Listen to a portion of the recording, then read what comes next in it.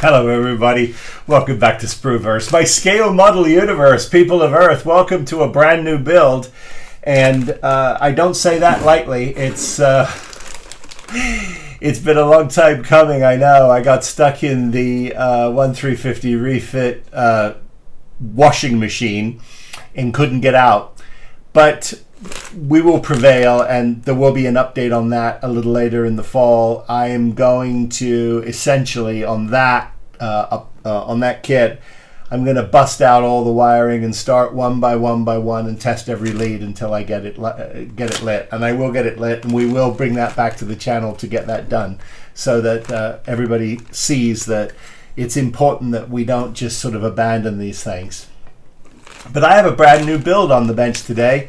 And I thought to myself, I never thought I'd see the day where I would sit here and go, resin.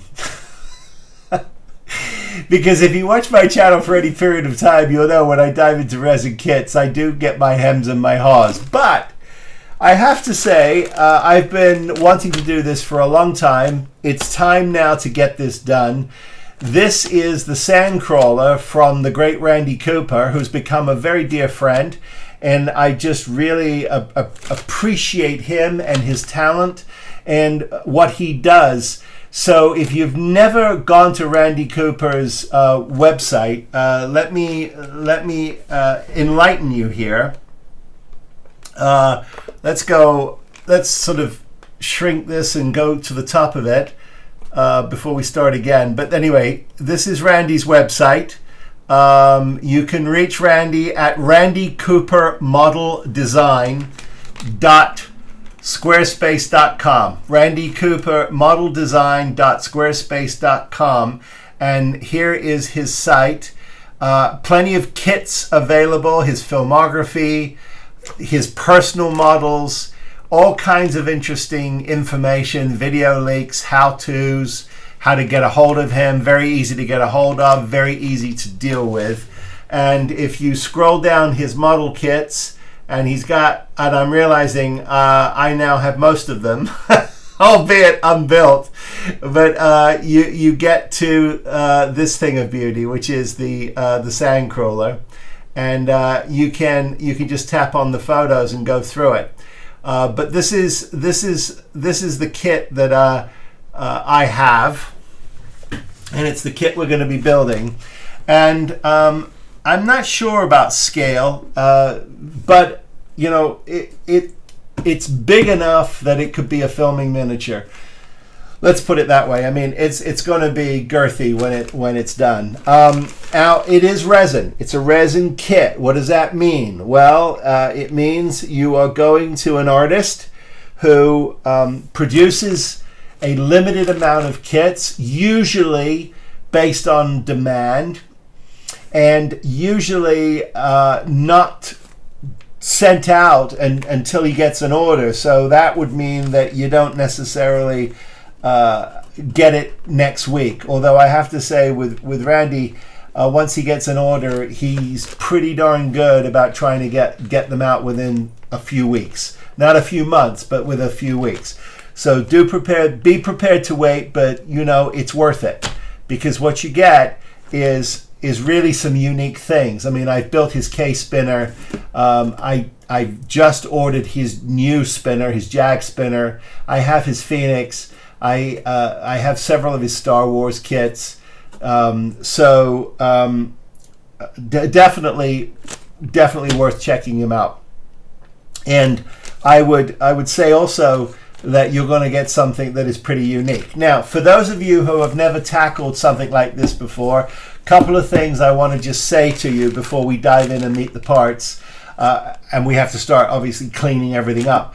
But if you've never worked with resin before, a couple of things you need to know. First of all,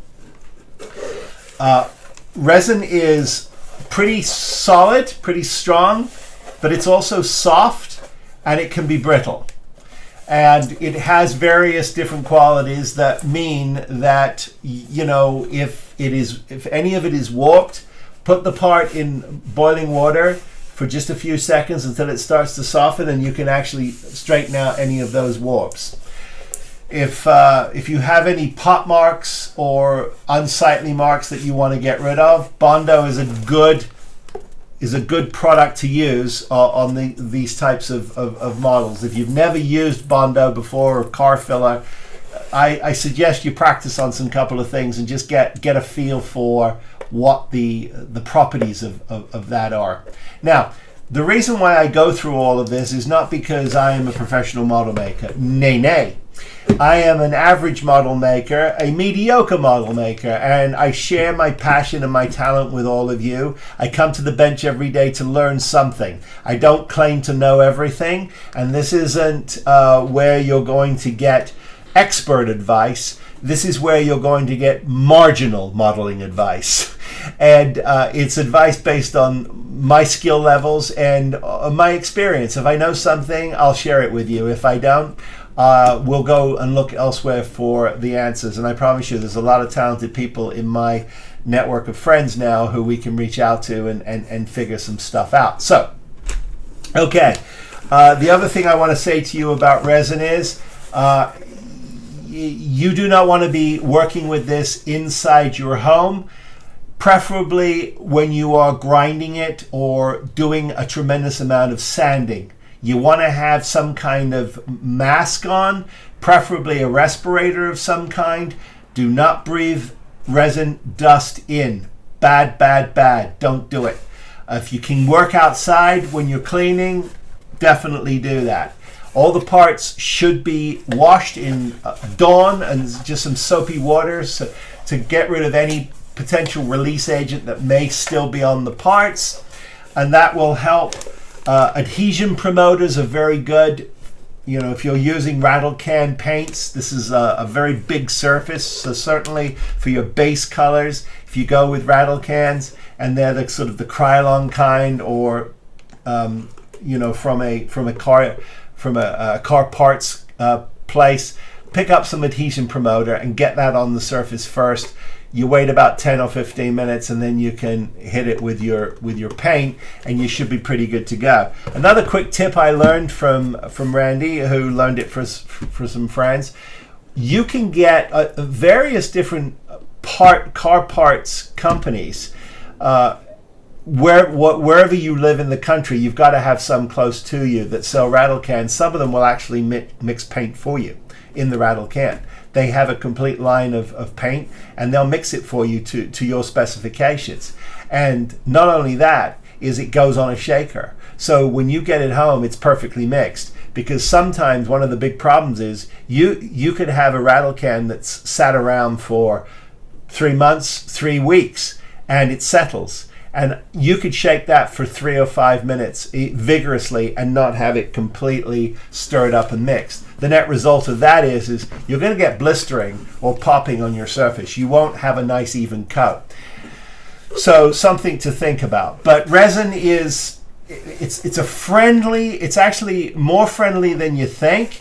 Just follow some of those basic guidelines that I've mentioned here. Parts like to be glued together with preferably CA glue, but you can certainly use things like epoxy putty. That works as well.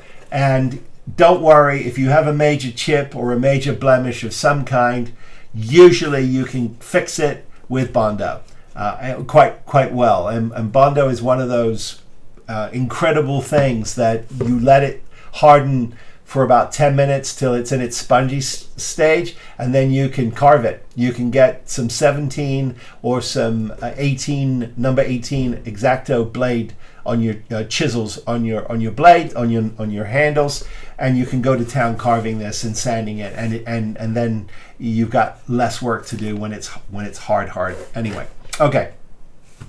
So let's try and look at this thing. It is a behemoth. It is a behemoth, but I wanted to show you just some of the basics of it. And it's not like we're looking at this together for the first time, but we kind of are, because I do like to pull out all of the parts, familiarize myself with them. Now, the other thing I'll say about Randy is when you purchase one of his kits, ask him for a photo guide. He'll be more than happy to send you a photo guide, and it is a really comprehensive, detailed breakdown of every step he photographed to record the creation of this. And the net result of that is it's also basically how you put it together. So here are the sides, and I'll pull the other one out here because it's worth sort of showing you some things here. Nice crisp details on this. Obviously lots of things to clean up and clean out, but nice and crisp, as you can see. The details are really nice, and that's what I love about these models, is you're going to get in scale, you're going to get some really interesting stuff. If you notice here, this is mold, a little bit of mold that's still it's part of the rubber that didn't come out. You've obviously got to pick that stuff out while you're in your cleaning mode. So it's rubber, and it will come loose, but you got to just kind of, and of course because I'm sitting here and wanting to do it on camera, it's not cooperating. But anyway, while you're cleaning all this stuff up, you go through and you'll see where you've got perhaps some panel lines that need to be rescored, and you may have some pot marks perhaps, although this particular panel looks pretty clean. I'm looking at the other panel for the first time here, and I think that's looking pretty clean too, and I'm sort of liking what I'm seeing. I do see that I've got some panel lines here that I need to clean up, and there is some rubber still left in them that needs to come out, and that's all part of the cleaning process. So when we get ready to show you next steps, this is all part of cleaning it up. It all has to be cleaned up, and that's just part of the process. But now that I've got these parts, this is the rear, so that's looking pretty good. I'm really, really like the girth of this. But if I can, let me get this up on its haunches here, and we can take a look at what we've got. Now, obviously, there's always going to be a right way and a wrong way for these parts to go together. Sometimes the keying on them is really good, and you don't have to work that hard. But you can see here, just in scale, the girth of this, and then of course you get the nose of this up, and all of a sudden it's literally bursting off my bench. But this gives you a really nice size. I mean, look at the size of my hand, and this thing is just popping off the desk. Very impressive. Very impressive. It's a great piece of kit, and it's going to be fun. Now, let me just set this aside for a second, and we'll look at some of the other parts. I don't want to spend all day on this, but I do think it's fun to talk about some of these things. Let me talk to you quickly about the tracks, because this is one of those things where sometimes people can get a kit like this for the first time and go, well, what am I supposed to do with that? But let me show you. So these tracks are relatively clean, but they've got the mold base still on them. So that has to be cut off. One of the easiest ways to do that is now you can score that with a very sharp knife, or if you haven't got one, I suggest you get yourself one of these. And this particular brand, here it is up close. This particular brand is called, you can get this at www.cmkkits.com. cmkkits.com. and this will cut through resin like butter. And the idea is what you're going to do is you're going to just where you have to, you will score, and you'll just start scoring, and you'll be able to create a line. And as you do that, you'll be able to slowly break through. I don't want to keep going here because of all the dust and the mess, but that's what you'll do. And you'll get this off of here with no problem. These are very nicely done. There's no warpage on them. If there was, you could put this in hot water and you could straighten them out, but there's no need to. These look really clean. The other thing I would say is you've got to clean up these tracks, right? So you've got to get in and you've got to get all this flashing off from inside, and that's all part of the cleanup. If for some reason you have one that is really stubborn, like here's a real stubborn one. Do you see it right here? Then if you've got a little bandsaw, you can just put that on the little baby bandsaw and just cut all the way through that cleanly. And be careful, but you'll be able to cut that just nicely, and it'll be a perfect cut, and that'll come out really easily. And so that's what you'll do. But this one, as I'm looking at it, I'm actually very happy with how little, how little resin there is between the tracks. It just needs to be cleaned. So, so those are your tracks, and we've got plenty of those that we have to work on. And there's also the exterior parts of the track. That would be these. And so obviously this attaches to the inside of these somehow. Don't know quite how yet. I'll have to figure it out, but there's an attachment point. But all of this has to be cleaned up. So before you even start trying to fit your parts and figure out where things go, you need to clean everything, and that's going to take you a while. It's kind of zen. You'll get into it, and things will start to clean up quite well, but you do have to clean them up. Here's the rear engines, the rear engine compartments, and you'll see that on this picture here. There they are in the back. And then you've got the roof parts as well. So as I'm sort of plowing through here, I'm looking at everything with you. And here they are. Here are those plantons. And they're beautiful. Really crisp. Great details. Not a lot to clean up here, but they'll clean up beautifully. So let's just give you an idea of some of the details. And he's even dropped them in to show you how they fit into this plate, like this. And this is what they'll look like in the plate, finished after they're cleaned up. So lots of parts. I'm gonna sort of take a complete inventory of everything, start cleaning everything up, and we'll look at details as we go.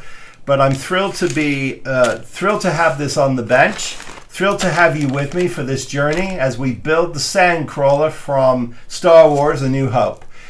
So stick around, and we'll take a look at the parts after we've cleaned everything up.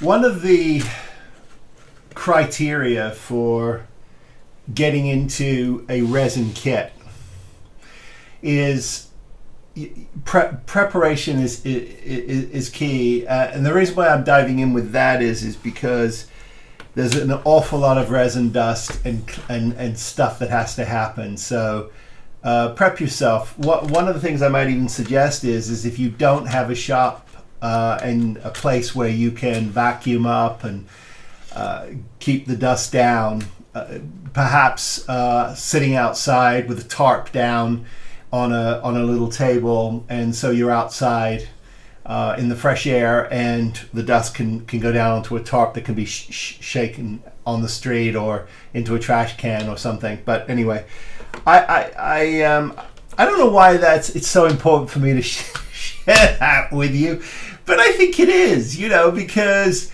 if you live in an apartment or you live in a place where you don't necessarily have the space and you want to tackle something like this, I think you need to know. But if you've done many garage kits, then you know.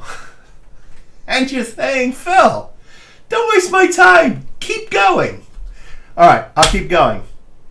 So, let me tell you what we've got here. You can see the basic shape of the Sandcrawler taking place here. This is my rear, and this is my front right here. So rear and front.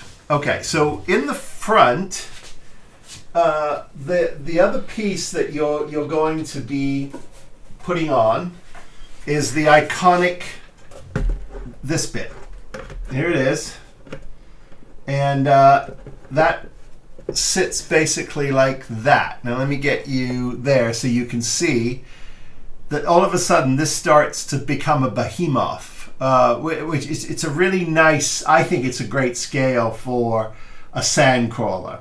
And it's funny, we're having a Zoom call with a bunch of friends the other day, and the great Randy Cooper, and we were sort of discussing scale. But we think a Jawa for this, to get a Jawa in scale, would probably be, he'll be about just a little over an inch, we think.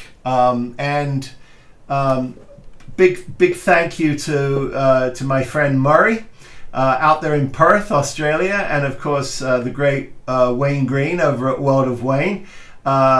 Two friends and gentlemen both sent me some files for Jawas.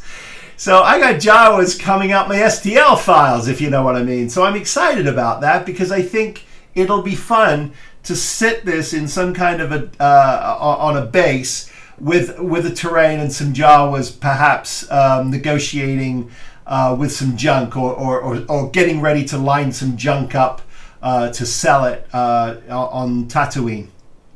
So that'll be fun. Okay, so all the parts are cleaned up for the most part. As I said, but I wanted to start with this because I think it's important. If you have this kit, what I'm pointing down to is the basin. Now I've made some marks now so I don't forget how my sides line up. But I wanted to start here because I wanted to take a side off and explain something because Randy is, I think he's going to adjust his photographs to let you know this. But there's, it's hard to say now because I've cut it off. But there was a ledge here, well, that looked kind of like this, and it sat on the model like that, and I couldn't figure out how to line the thing up, and then he said, "Oh, you gotta cut those off." I said, "Okay." So I cut them off and cleaned them up, and of course, lo and behold, everything now works. Now. So the idea here is that you've got a frame on your tub. This one's on pretty good, so I can tip it to camera and show you. You've got this frame, and it sits into the tub at the bottom. This is your side wall, and this is your tub. It sits on that. And then underneath are going to be your wheels. Now you're only going to see your, you're only going to see the sort of parts of the wheels. You're not going to see a lot of the wheels, but you are going to see the fronts of the treads and all of the inner workings of those tank-like treads. You're going to see, and there's 6 of those. There's 6 of those. Math's not a strong point. There's 4 sets, right? Is this 6 or is there 8? No, there's 8. Yeah, there's 8. 1, 2, 3, 4, 5, 6. Yeah, there's 8. Oh, guys, what can I tell you? What can I tell you? There are 8 of them, and so you'll see. There's 4 on each side, 2 innards and 2 outers, and you're not going to see much of the innards, fortunately, because I had a little bit of a disaster with a couple of them, and I lost some of the teeth on my treads. But I'm going to put those back with a little epoxy sculpt, and we'll clean that up, so I'm not too worried about it. Everything sits on the tub quite nicely. What Randy wants you to do is start from the back and work your way forward. So you're going to put these engine pieces on. Now I have test fitted them, and they go on quite nicely. Here they are. Now one I've primed and put the engines on. Here, I'll show you what that looks like here. So these are separate pieces, and I've glued those in, and I've primed everything there. And so that piece essentially sits on the rear here. Let me show you the rear. So it's going to sit like this. It's going to sit on top of this piece, and there's a ledge that it sits on, like that. So you do have this lip, this inner lip, and then the top of the engine cowling sits in this space right here, like this. So it basically it's going to look something like that ish, and then we've got some finish work, some greebly plates for the bottom of it to clean that up, and everything should fit into place. Now the one thing he does say in his instructions is that, and I'll hold it here so you can see it, where this joins here, he does tell you that there's going to be, even though I'm laying it, sort of even there, he does tell you that's a place where there's going to be a little Bondo, and that's fine. And there's always going to be those situations. That's just the way it is. But for the most part, I'm pretty happy with the fit, and his keys do make a lot of sense, and that's good. So then there is this underneath piece here, which is gonna, this piece here, which is gonna sit. It's going to sit on the underneath of the. It's going to sit on the undercarriage, so you will see a little bit of this, and then of course you've got this ramp here that we're gonna key into. I'm not quite sure how all this works yet, but somehow everything is gonna sort of key into itself, and I just don't quite know. I don't quite know how yet, but something like thisage on the inside, and you'll get this ramp like that. And then we've got a couple of holes he's supplied us with for lights. They look like they actually look like 5 mils we can put in there now. So your cockpit area and your openings where your doors are, well, we're going to light with amber, and then everything else is just going to be white floodlights, just white lights, and it should be a nice, simple but effective contrast. No lenses on these lights; they're just going to be raw lights, and I think that's the best way to do it. So that is that. So we've got the undercarriage there, and then he also gives you the roof of your crawler. So if you can imagine, this is the front of the crawler like this, something like this, something like this. And if you can see here that what you've got is this opening, and then he gives you 3 pieces. He gives you the first piece, which sits below it like this, and then under that you've got this piece, which sits in sort of like this, and so you have this wonderful depth and dimensionality, and there's awful lot going on here. So there's a lot to pick out and paint, and that will be good to go. Everything is clean there and keyed in, so that's good. Here is a finished wheel. Well, when I say finished, I mean it's sort of all cleaned up. And that looks like this. Here this is. And then what you do is you come along with your treads, and you're going to sit your treads sort of like this, and that's gonna sit in like this. And you'll do that on both sides, and then this is your gluing piece right here. And that's what this giant thing of beauty is going to sit on. So lots to do there. Here is, I just want to show you what the piece I've got to clean up. I've got, now what I did was I took a bandsaw. You'll need to take a bandsaw. One side of this is not finished.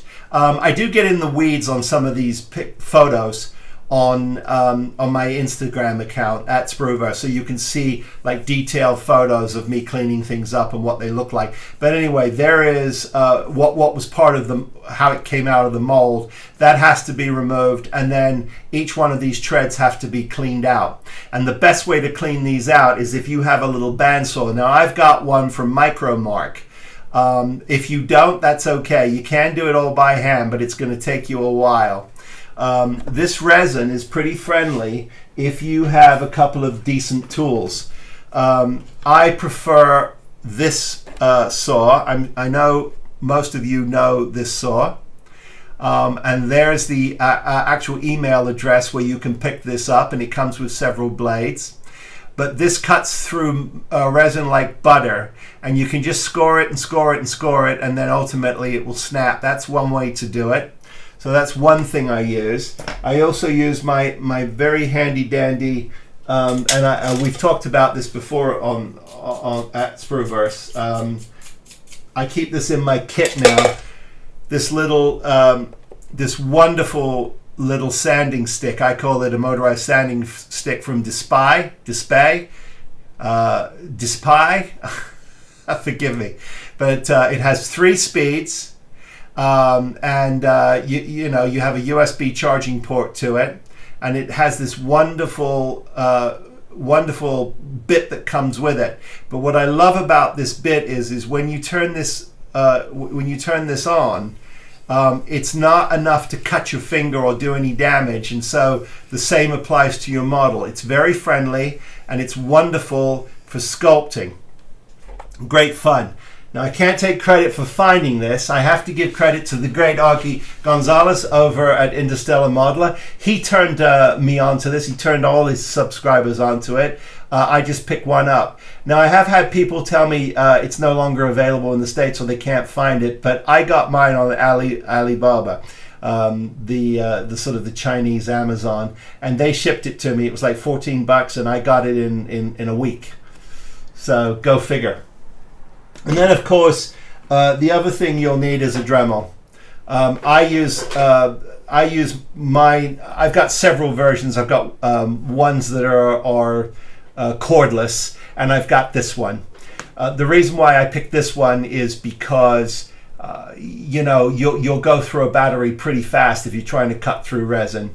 But this is a handy dandy tool, and as long as you're careful and you stay in your lines, you're going to be fine. And then, of course, I have a belt sander that I use to clean up everything and make it all look smart and pretty. We're going to hit all of these parts. We're going to hit with some gray primer, And then once we've done that, we'll do final assembly. I'm not going to prime any of the major initial construction. The reason why is I don't want paint on my glue surfaces, and I need to get this all lined up correctly. And as long as I've got my raw resin, everything will come together a lot better. And then if there are any other issues or problems that I have to deal with, I will deal with those. Let me tip this on its side for you so that you can see there's a rough edge here. It's not terribly noticeable on camera, but it is a rough edge where I trim this off. So I'm gonna come back in after this is all glued together and sand this down and blend it in. And then of course after I've done that, the side panels will go on, and this is what the side panel looks like after it goes on. And you can see that lines up quite nicely, and you've got your rear door, and that all looks good. And that is your base before obviously your wheel tracks go on. So that's what I'm calling the beauty plate, the side beauty plate for this, and it all keys in quite nicely. So I'm very, very happy with that.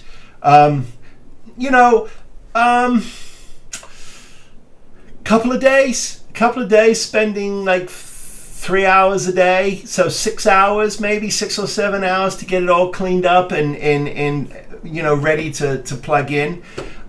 This was, there's a little bit of work with these kits, but there's a reason why Randy ships them the way he does.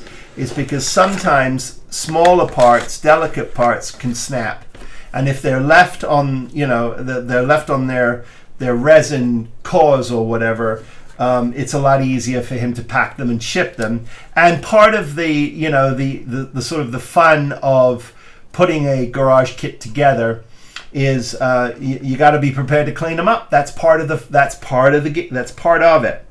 So okay. I think that's enough bloviating for this segment. What I'm going to do is we'll come back. We'll do one last segment, I think, on this update, just to show you things that I've finally put, glued together and lined them up, so that we can really get a look at this thing before we actually start to put a coat of a primer on it. The words don't come, isn't that? I think it's just too many fumes. I'm breathing too many fumes, and the words don't come. All right, guys, I'm trying here. Okay, so anyway, good fun. Really happy with the way this is coming together. And if you do have any concerns or questions, if you've got one of these, Randy's available to hit him up, send him an email, say, hey, I got some questions. He'd be more than happy to help you. He's awesome that way. And if you don't have one of these, hit him up and tell him I need a Sandcrawler, because he put this together. I mean, he started putting these together 10 years ago, and I don't know how much longer he's going to keep doing it. I just don't, Are there other versions? I think there is one other version. But this is a Randy Cooper piece, and he's an artist. And if you want Randy Cooper artist pieces in your collection, you're going to need to grab one of these. And I think it's worth it. I really do, because if he stops, when he decides to stop making more, if he does, I hope he doesn't. But if he does, that's it. I mean, these are they're going to be collector's items. Okay, so come back in a minute, and we'll look at some of the build as I'm assembling some of these pieces, final assembly before priming. I want you to sort of take a look at that, because the fun part of this is when we finally get to start painting this and detailing it. Great fun, great fun. And obviously we've got some wiring to put in, and I'll collect all of that and figure out where that's going in just a few minutes. And we'll talk about that. We might talk about that in the next segment, the final segment on this update, okay? So stick around. Oh boy, have we been having fun? No. So behind the scenes, what you haven't seen is the sanding, the puttying, the sanding, the grinding, the dust. And, you know, you get to this point. So I've got some of the panels primed. My rear engine compartment is all in, and all of the appliques are on. But I've got a few more greeblies I'm going to put on just to sort of add it. What I really wanted to do is just do a quick lighting test for you of the undercarriage, because as you can see, there are 3 floods here, and then at the front of this, well, actually the rear towards the engine side, we've got, let's see, that sits like that. That's just like that. You can see the door here. So all the openings are going to have an orange and amber orange glow to them. And then so that's what that looks like. So the door. Let me kill this for you, and kill this for you. That's a little better. So the entrance here has the orange glow, and then the undercarriage lights are all in the floods, which you can see here. And then the front of this thing, which I'm going to turn to camera like this, has it has 2 lights, 2 floods here, and then just one in the center. Now obviously nothing's been light blocked. And obviously it's not even glued down, but I wanted to show you what this looks like, and I'm pretty happy with it. So let me get some light on here on the subject, as we say, and let's just go through a few other things before we say adios to this segment. Okay. I'm just going to run over and put the other lights on quickly while I'm talking to you. So this is obviously, again, just it's just a very simple lighting setup. There's nothing complicated here at all. And it really is mood lighting, really, for this model of the crawler. But I think when everything is sort of in and blended together, it creates some really nice atmosphere for this vehicle. The one thing that I really appreciate that Randy has done is he's given us all of the holes that we needed for lighting. We didn't have to guess. He put those in for us, and I really appreciate that. All we had to do, obviously, is just wire it up. If you don't want to wire this yourself, there is a kit available from Randy Newbert over at Voodoo Effects. So go check out Randy's site if you're interested. If you're going to put this together, he does offer a lighting kit for you, so you don't have to think about it. But it was such a simple, it's just such a simple lighting setup, really, that I went ahead and did it myself. Now, a couple of other things. You'll notice there is, if you recall, there's the vacuum cleaner that sucks up the droids. That's going to go there. The rear holes are just registration pins, so they'll disappear. And then you'll see here we've got 3 more holes, and those are floods as well. And there's 3 on this side, and then there's 3 on the this side here. And so that's really all the lighting for the undercarriage that you'll use. I've got my tracks over here. Let me show you those. They've all been primed. Forgive me because I wasn't really ready to go here. But let's just show you what those look like. So they're going to go inside of these, on the inside of these tracks here, and on the inside of these tracks here, like that. And there's 4 of those, and so they'll look like that sort of thing. And I'll put the other one in for you so you can see. I haven't obviously primed the bottom of it, but that is really the undercarriage. Now there are these side plates here that go on the sides of the wheels, and then of course on top of that you've got your treads, and that really makes up the entire undercarriage of this thing. So slowly it's being pieced together. I've got a little bit of cleanup to do on a couple of things. I have been puttying areas where he tells you to putty where there are gaps, and you know that's just going to happen. But for the most part, what I really appreciate about this is once you've got it all together, you can start blending things together and adding some greeblies and some gack, and it will really come together. This color here is obviously the harshest base color for this, and then we'll bring it way lighter from that.